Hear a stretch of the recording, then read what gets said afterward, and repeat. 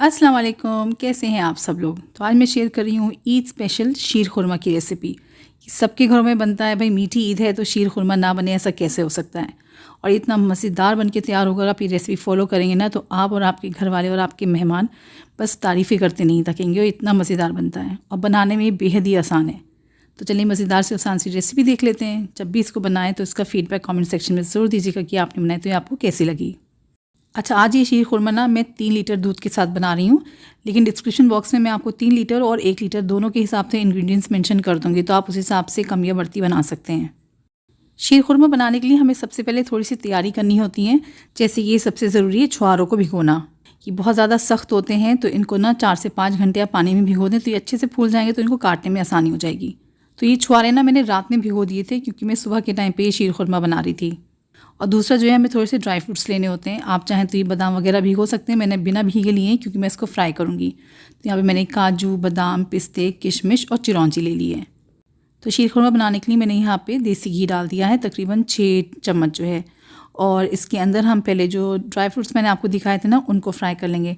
तो पहले जो सख्त वाले ड्राई फ्रूट्स होते हैं ना हम उनको फ्राई करेंगे। तो मैंने यहाँ काजू, बादाम और पिस्ता ले लिया था। इनको जो है ना हम मीडियम फ्लेम पे तकरीबन 4 से 5 मिनट के लिए भून लेंगे। इस तरीके से इसका फ्लेवर भी इन्हांस हो जाएगा और इनको चॉप करने में आसानी हो जाएगी। आप चाहें तो इन नट्स को जो ना भिगो भी सकते हैं, जैसे कि जब हमने छुहारे भिगोए थे ना आप ये उस टाइम पे भिगो सकते हैं। मगर अगर भिगोना रह भी गया तो कोई मसला नहीं है, आप आराम से फ्राई करके इसको बारीक काट सकते हैं। 5 मिनट गुजर जाने के बाद जब इसका हल्का हल्का सा कलर चेंज होना शुरू हो गया है तो मैंने इसको घी में से निकाल लिया है। फिर इसमें डालेंगे हम किशमिश और चिरौंजी, और इसको भी जो हमने 3 से 4 मिनट के लिए फ्राई करना है। बस इतना फ्राई कर लें जो किशमिश है ना वो अच्छे से फूल जाए। किशमिश फूल जाती है तो इसका मतलब है कि वो फ्राई हो चुकी है। इसके बाद मैंने इन दोनों चीज़ों को भी बाहर निकाल लिया है। कि हम जो है ना आगे गार्निशिंग वगैरह में और शीर खुरमा में डालने के लिए इस्तेमाल करेंगे। अब बचे हुए घी के अंदर हमने सिवैयाँ डाल देनी है।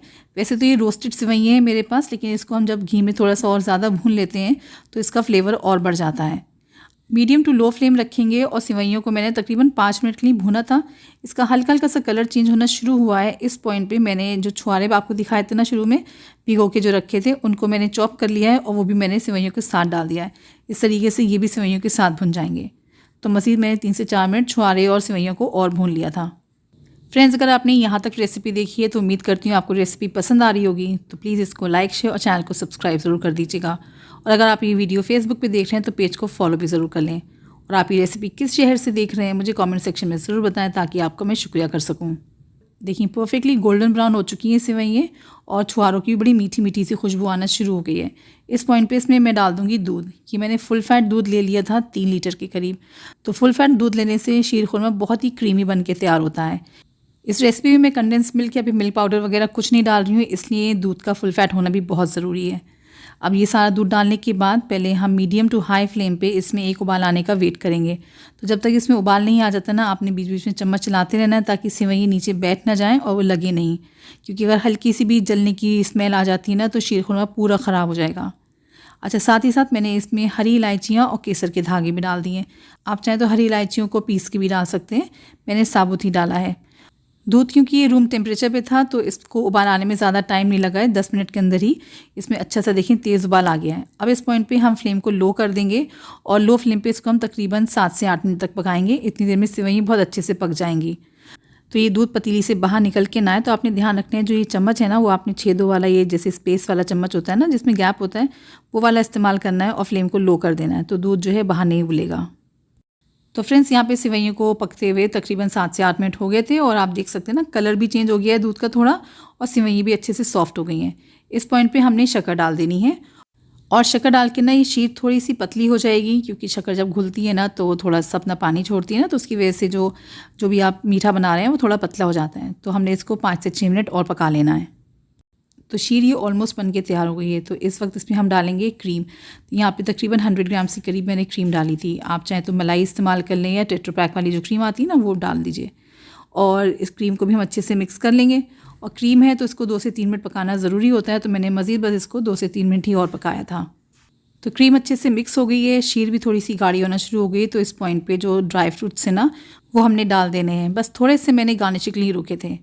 आखिर में इसमें डालेंगे इसका फ्लेवर इन्हांस करने के लिए, खुशबू बढ़ाने के लिए केवड़ा वाटर। केवड़ा वाटर डाल के तो शीर का जो फ्लेवर है ना वो आला हो जाता है। सब चीज़ों को एक बार हल्के हाथ से मिक्स करेंगे और जो है ना बस इसको 2 से 3 मिनट और पकाएंगे। शीर थोड़ी पतली ही रखी जाती है क्योंकि इसको पी जाती, खाई नहीं जाती खीर की तरह। तो बस मैंने इसको 2 से 3 मिनट और पका लिया था और ये मज़ेदार सी परफेक्ट सी शीर खुरमा बन के तैयार हो गया है। तो इसको हम डिश आउट कर लेंगे। तो ये बेहतरीन सा शीर खुरमा बन के तैयार है। इसको खूबसूरत से बोल में सर्व कीजिए और गार्निश कर दीजिए नट्स के साथ। और मैंने यहाँ पे थोड़ी सी मेरे पास चांदी का वर्क था, वो भी मैंने इसके ऊपर लगा दिया। तो ये ऑप्शनल है, बस ये कि ईद है और शीर खुरमा बन रहा है तो क्यों ना इसको सजाया जाए। और ऊपर से मैंने थोड़े से केसर के धागे भी डाल दिए थे। तो ये रेसिपी ट्राई कीजिएगा, मुझे उम्मीद है आप लोग को बहुत पसंद आएगी। ईद पे ये 4 चांद लगा देगी आपकी ईद को।